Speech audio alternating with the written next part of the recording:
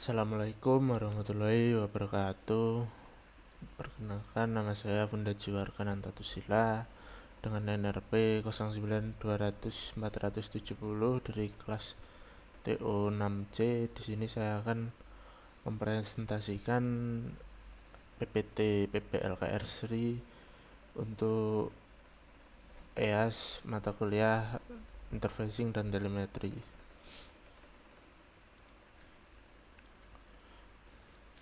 Di sini divisi KR Sri ada 3 divisi. Yang pertama ada divisi program, yaitu tugasnya membuat program menggunakan software Arduino untuk menggerakkan atau mengendalikan robot sesuai dengan lintasan yang telah ditentukan. Yang kedua ada divisi elektrik, membuat desain PCB wiring menggunakan aplikasi yaitu Eagle dan Proteus.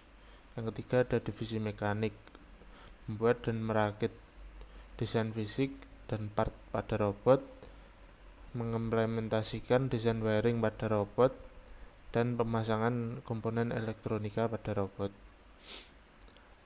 Di sini peran saya masuk divisi program, dimana di sana saya belajar banyak tentang pemrograman, mulai dari yang simple memprogram LED dengan Arduino, belajar bahasa data, tipe data pemrograman, hingga logika gerak robot itu saya belajar. Selain itu saya juga belajar tentang elektrik sedikit, membantu tim KR Sri di sana tentang elektrik wiringnya juga. Ya, kurang lebih seperti itu peran saya dalam PPL KR Sri. Selanjutnya ada kriteria robot KR Sri. Yang pertama, dapat bergerak pada permukaan lantai yang tidak rata, berupa jalan miring, jalan pecah, jalan berpuing, dan jalan berlumpur. Kedua, tidak terpengaruh oleh parameter pengganggu ruangan. Yang ketiga, robot berkaki, tidak beroda. Yang keempat, autonomus, tanpa operator dan tanpa garis penuntun. Yang kelima, dapat mengatasi berbagai rintangan. Yang keenam, dapat mendeteksi dan mengangkat korban tanpa menjatuhkannya. Yang ketujuh, dapat menyelamatkan korban ke daerah aman atau safety zone. Lalu kendala pada PPL KR Sri saya sendiri untuk puncak kesulitan dan sibuk pada PPL ini pada minggu ke-16, karena kita dari tim PPL mendapat tugas dari manajer kami, yaitu Pak Rian, untuk membuat metode fusi logic controller dan diterapkan pada robot KR Sri agar robot dapat berjalan lurus dengan perhitungan metode fusi Sugeno. Di sini kita dari tim PPL agak kesulitan karena dengan minimnya contoh program fusi untuk software kill.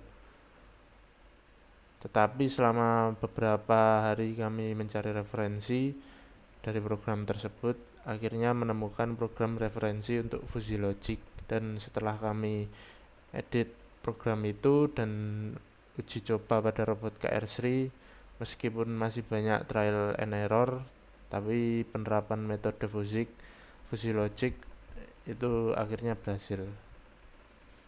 Ini contoh video dari uji coba fusi logicnya dengan lintasan lurus.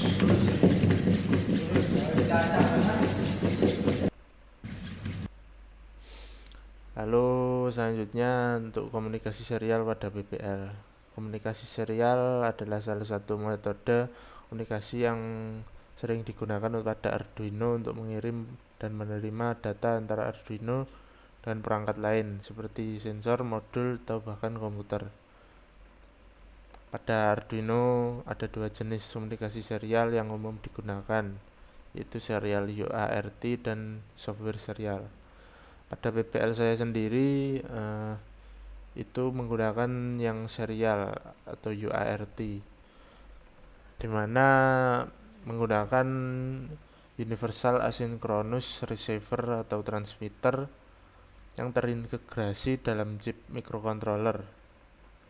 Arduino sendiri memiliki pin yang khusus didedikasikan untuk komunikasi serial, yaitu pin TX dan RX.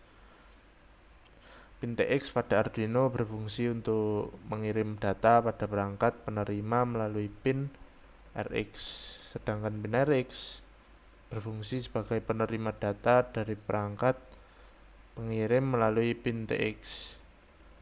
Pada komunikasi serial juga perlu memperhatikan baud rate atau kecepatan transfer.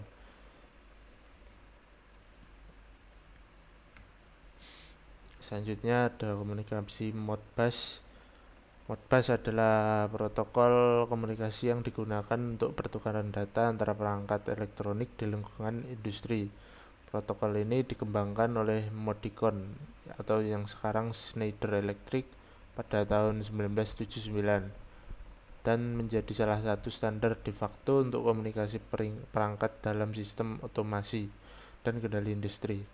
Modbus biasanya digunakan untuk menghubungkan perangkat elektronik seperti sensor, aktuator, PLC, dan perangkat lainnya dalam sistem otomasi industri. Ada beberapa varian Modbus yang umum digunakan, yaitu Modbus RTU dan Modbus TCP atau Internet. Modbus RTU beroperasi melalui komunikasi serial, biasanya melalui RS-232 atau RS-485, sedangkan Modbus TCP beroperasi melalui jaringan Ethernet. Modbus menggunakan format pesan yang sederhana dan efisien yang terdiri dari fungsi, alamat perangkat, alamat register, dan data. Perangkat yang berfungsi sebagai pemancar data disebut master, sementara perangkat yang berfungsi sebagai penerima data disebut slave. Dalam penggunaan Modbus untuk pengukuran jarak jauh atau telemetri, misalnya Anda dapat menggunakan perangkat sensor yang berfungsi sebagai slave untuk mengukur jarak dan mengirimkan data pengukuran ke perangkat master yang berfungsi sebagai pengendali atau pemantau. Perangkat master akan mengirimkan permintaan ke perangkat slave untuk membaca data yang diinginkan, misalnya data jarak dari alamat register yang sesuai.